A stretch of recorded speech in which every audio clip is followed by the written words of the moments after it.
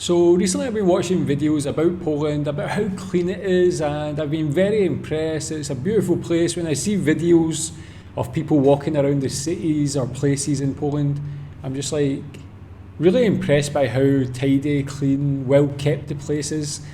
Really higher than most other countries I've ever seen. And wanting to find out more about that, this is why Western visitors are shocked how clean Poland is.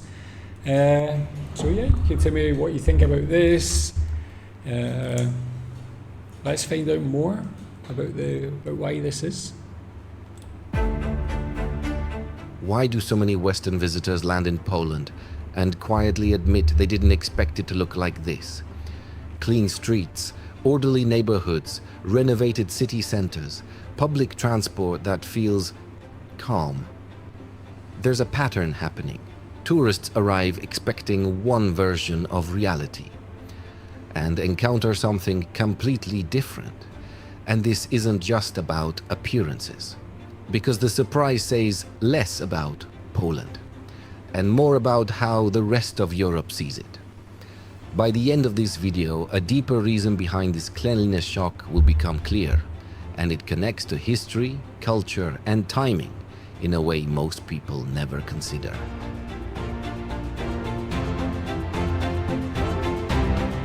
A traveler arrives in Krakow expecting worn infrastructure. Instead, restored facades, tidy public squares, functioning trams. Another lands in Wrocław expecting post-industrial grit. Instead, river boulevards, manicured green space, pedestrian order. Even in a heavily industrial region like Katowice, expectations of soot and decline often collide with business districts, cultural zones, and maintained public areas. Oh, look at this place. I mean, this is like the perfect example of a modern city. Like, you got the older buildings there looking resplendent, very well kept. The modern buildings here, like this like beautiful square and like excellent road and tram infrastructure, walkways. Like that's such a perfect encapsulation of Poland, I think. But for me, like, it's talking here about having almost negative expectations from a lot of people. For me, I wasn't really about having negative expectations. Before I started this channel, I never really had any expectations. I don't like to prejudge places unless I actually go there, the same way as I don't like to prejudge people unless I meet them. For me, it's just maybe even comparing to Britain. We're now in Britain, like there's just rubbish everywhere, there's like places not very well kept, graffiti everywhere, all this sort of thing.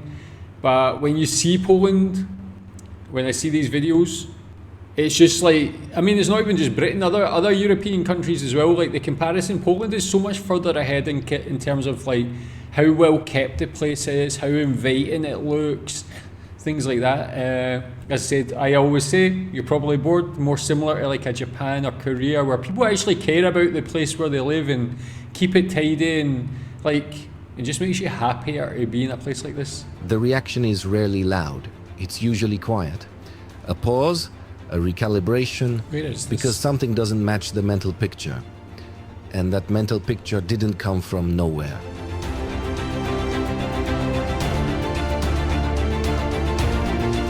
For decades, East and Central Europe existed in Western imagination as a single visual category: grey, worn, chaotic. This image formed during the Cold War and lingered through the turbulent 1990s. And here's the key: images in the public mind update slowly, much slower than reality. When Poland entered the European Union in 2004, transformation accelerated, but perception did not. So when someone visits today, they're not comparing Poland to modern Europe. They're comparing Poland to an outdated memory of transition-era Europe. Maybe for the That older gap generation. between memory and reality creates shock. But there is something even more interesting beneath it. Because Poland didn't just catch up. So nice. Poland modernized at a completely different moment in history. Yeah, maybe the older generation have different preconceptions about Poland compared to the younger generation, actually. Many Western cities went through their biggest urban expansion during the 1950s to 1980s. Then came decline, factories closed, suburbs pulled people away, budgets tightened, maintenance slipped. urban grime became normalized. In cities like Paris or Brussels, infrastructure often aged faster than it was renewed. Poland's major renewal came later, much later. Large-scale modernization happened in the 2000s and 2010s, an era already shaped by modern waste systems, urban design knowledge, EU funding, environmental planning. Instead of managing decline, cities were designing growth. That makes That sense. changes everything. Pause for a moment.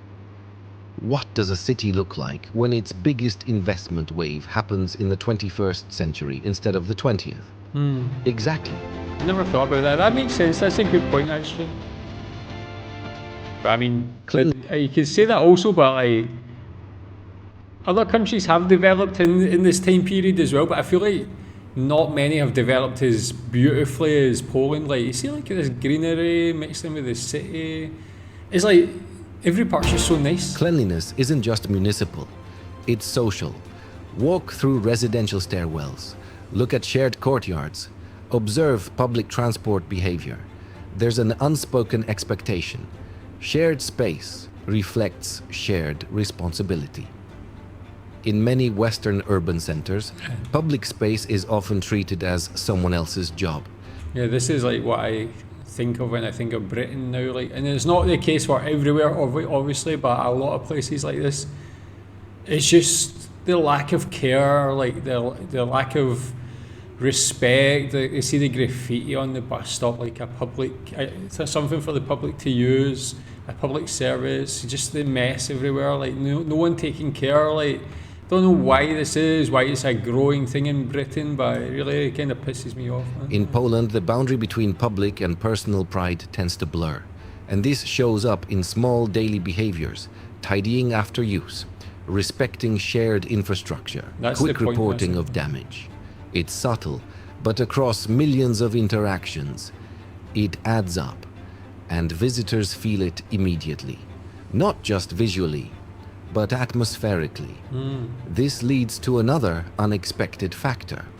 And that's true. That's an interesting point. It's about like how people feel is this like vicious circle where you live in somewhere like Britain where it's like the roads are dirty, you're walking to work, puts you in a bad mood, you're not so productive, you're not as happy. Places like that are tidy, like this, you feel happier. When I go to like Japan or Korea, walk around, I feel like great, like the place is clean and tidy, everybody's respectful, puts you in a good mood. Like those different mentalities can also affect your life, your work, and it like affects the country. It really has a deeper effect rather than just being tidy or not, in my opinion. In parts of Western Europe, graffiti evolved into identity, art rebellion, urban voice. In Poland, outside designated spaces, graffiti often remains associated with vandalism rather than expression. That cultural framing matters, because tolerance levels shape outcomes. Where vandalism is normalized, it spreads. Where it's discouraged, it fades. And the difference becomes visible within months, not decades. Now here's where things become more emotional, because infrastructure alone doesn't create the reaction visitors describe. There's something psychological happening too.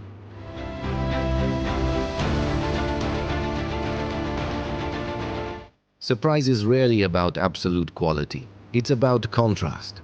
A visitor arriving from a city dealing with strikes, aging transit, long repair cycles, walks into an environment where problems appear to be addressed quickly.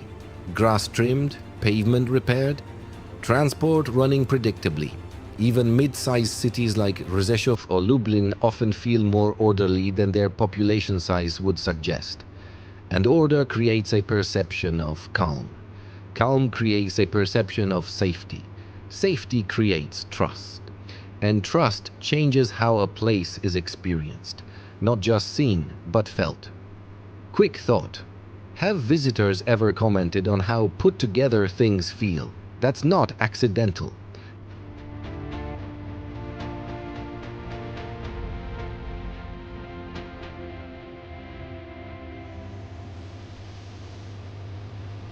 Some European cities actively market their quality of life. Vienna promotes livability. Copenhagen promotes sustainability. Poland rarely markets cleanliness as identity, which keeps expectations low. And low expectations amplify surprise. Discovery always feels stronger than confirmation. Western surprise isn't really about spotless sidewalks. It's about outdated mental maps, different modernization timing, cultural expectations around shared space. When transformation happens recently, it reflects current standards, and when responsibility is socially reinforced, maintenance becomes normal. The result? Visitors don't just notice cleanliness, they notice order. And order quietly challenges assumptions that were never updated. If this perspective shifted how Poland's cities are seen, even slightly, consider sharing this video so others can take a second look. And if deeper insights into how perception shapes reality sound interesting, subscribing helps keep the conversation going. That's a great video, and yeah, I totally agree. Like, yeah, of course I've seen these videos and seen how clean Poland is and how tidy, and people tell me it's just, yeah, people in Poland like are responsible people, but it's like also got deeper benefits, and like it's great to like really like find that out and learn about that as well. Like, as I said, I've never had like negative thoughts about Poland or like going there or anything like that, but maybe that is the older generation who lived through like the fall of the Soviet Union and things like that. Maybe they have more negative thoughts, but for me it's like just great to find out about Poland and see it like this like beautiful country. Tell me what you think about that. Thanks.